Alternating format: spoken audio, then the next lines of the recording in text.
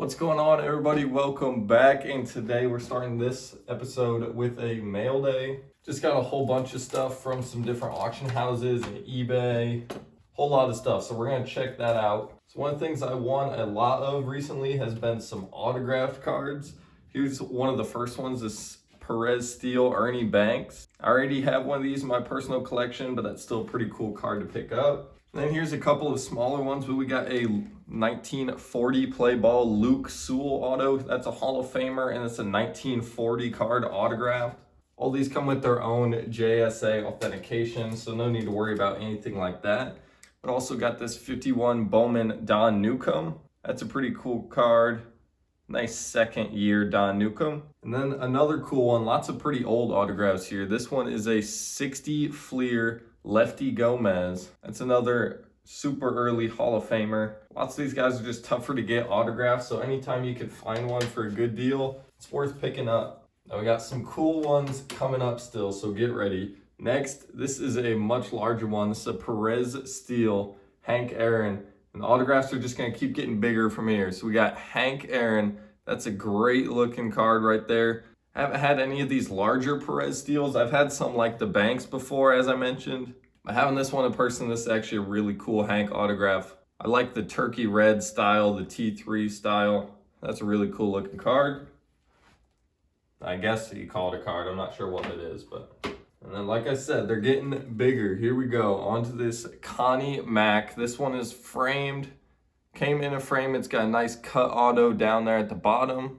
I'm not sure if it's on an index card or just a cut auto, but then we got his Perez Steel in there as well. So Connie Mack, one of the early 1900s baseball managers. When you're talking all-time great and most recognizable managers, he's up there towards the very top of the list. He's featured on a lot of pre-war cards and a lot of different sets. And so to find an autograph of someone like that is pretty sweet. Now he signed, for someone of his day, he signed a decent amount, but still nothing compared to today.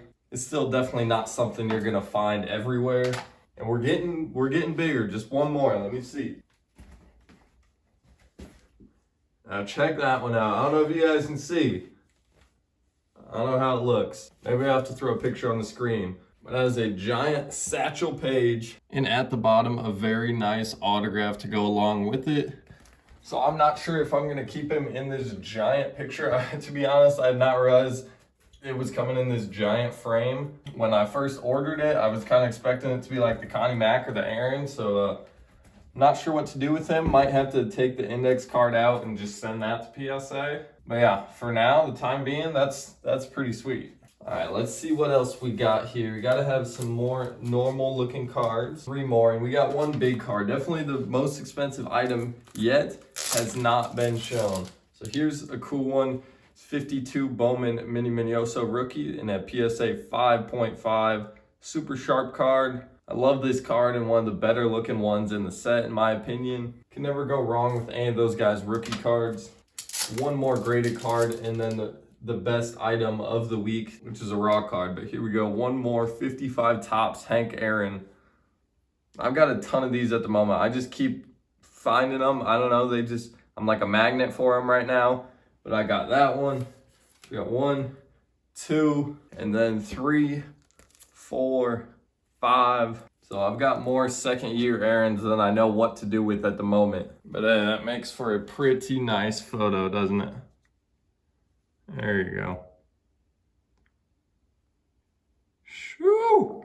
But wait, there's more. We got the 33 Goudey Lou Gehrig. This one's already been authenticated by Beckett. It hasn't been graded, but it's authenticated and unaltered. So I'm not sure exactly what I'm going to do with that yet. I'm going to try selling it raw first. If that doesn't go too well, I'll probably send it to PSA. I'll throw you guys some better pictures of the card. Pretty nice overall. Doesn't have any huge creases. I don't see any really big ones. There is a little bit of a wrinkle going through the big league chewing gum there, but not bad for a 33 Goudey Gehrig. You'll see lots of them that are much worse condition than that. So I'm definitely happy with what I paid on that one. That's a really cool card, and I think that's not quite my most expensive card at the moment, but I mean, it's up there. It's very close. I think the Matthew Sin still got him beat, but he's definitely up there. So I'll get him a nice new sleeve. Yeah, look at that. I did end up making a pretty big trade here in the past couple days. I traded, it was actually, funnily enough, another second-year Aaron, but this one was not the normal Topps one that you're thinking of. It was the Topps doubleheader, so the 55 doubleheader Aaron. That one I got in an SGC 7.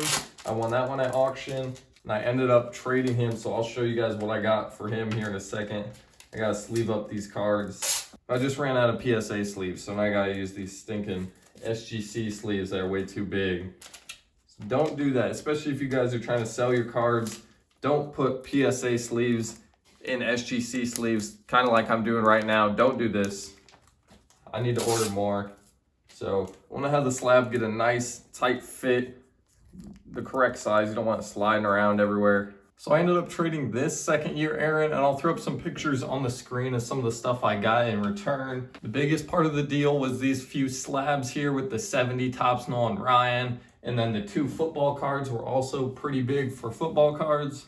We had the 49 Leaf Sammy Baugh, and then the 51 Bowman Sammy Baugh, and then also the 61 Gibson and PSA 6. Besides that, it was a lot of raw cards. I think over 30 raw cards. So you can see there's a lot of 71 Topps. I got a whole bunch of those. The Clemente, Banks, Mays, Aaron. So all the stars in there. At the Munsons too.